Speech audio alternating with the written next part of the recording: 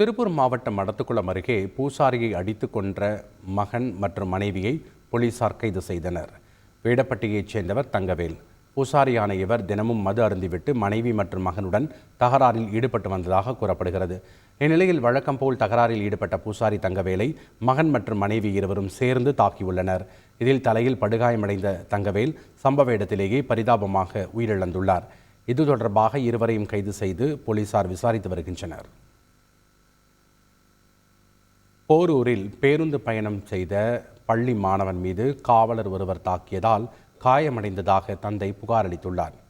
போரூர் விக்னேஸ்வரா பேருந்து நிறுத்தம் அருகில் அரசு பேருந்தில் சஞ்சய் என்ற பள்ளி மாணவன் பயணித்த போது விஜயகுமார் என்ற காவலர் தாக்கியதாக கூறப்படுகிறது. இதில் அடிபட்டு காயமடைந்த சஞ்சய் மருத்துவமனையில் அனுமதிக்கப்பட்டுள்ளார். இந்நிலையில் தனது மகன் மீது கொலைவெறி தாக்குதல் நடத்தியதாக குற்றம் சாட்டி காவலர் மீது நடவடிக்கை எடுக்குமாறு காவல் நிலையத்தில் மாணவனின் தந்தை ரஹிமா என்பவர் புகார் அளித்துள்ளார். செய்திகளை உடனுக்குடன் தெரிந்து கொள்ள உடனே சப்ஸ்கிரைப் பண்ணுங்க.